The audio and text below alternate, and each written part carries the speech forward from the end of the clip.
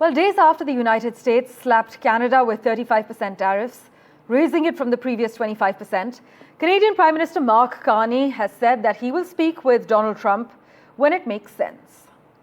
The increased tariff, which the White House said was the result of Canada's continued inaction and retaliation, comes after Trump told reporters that the Canadian Prime Minister Mark Carney reached out ahead of an August 1st tariff deadline, but no conversations between the two actually took place. Trump, though, has warned that any country that does not strike a deal with the United States before Friday, the 8th of August, will be subjected to higher tariffs imposed on goods. But Mark Carney has warned that Canadian investment in the United States, which is already among the highest in the world, could decline if trade relations deteriorate and a new economic and security pact is not secured. Maha Siddiqui has been tracking all that's unfolding in Canada. She joins us live from Vancouver at this point. Maha, so Canada is going to speak to the United States when it makes sense? That's what Mark Carney has said, and this despite the fact that the two countries are continuing to negotiate a trade deal, which is expected to bring down the tariffs for Canada. At the moment, they are 35% on all non-CUSMA compliant goods.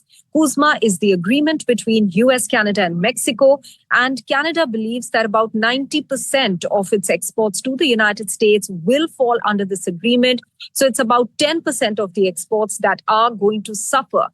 However, the big concern for Canada really is on the tariffs that are currently imposed on aluminum and steel, lumber, and on automobile sector. Now, the automobile sector has already seen the fallout of the high tariffs on that sector with job losses, and this is largely in the Ontario province.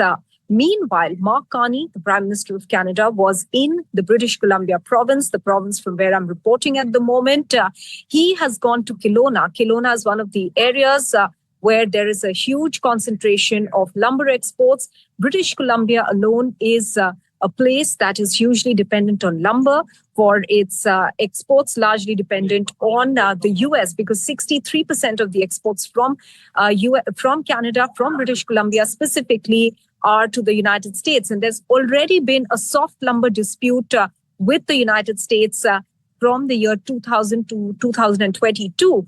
And this is an industry that will largely be impacted by tariffs. So Mark Carney has also announced a support for this industry. So Canada is looking at ways and means of navigating this punishing tariff. They are also looking at breaking down interprovincial barriers to improve the trade from east to west, that is within Canada itself, and not be so dependent on exports to the United States, that is north to south trade. Moreover, it's also very keenly now looking at diversification. That's where countries like India will come into importance for Canada, because Canada is clearly looking at the Indo-Pacific as a region that it would want to trade more with. It is looking at Southeast Asian countries, to be specific, the ASEAN countries, the APEC countries largely.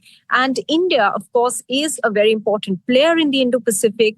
And this is also an arrangement that could look at fructifying over the next few years, because the kind of onslaught of tariffs that we're seeing from the Trump administration against many countries, Canada and India at the moment, one of the countries with the highest tariffs that US has imposed against.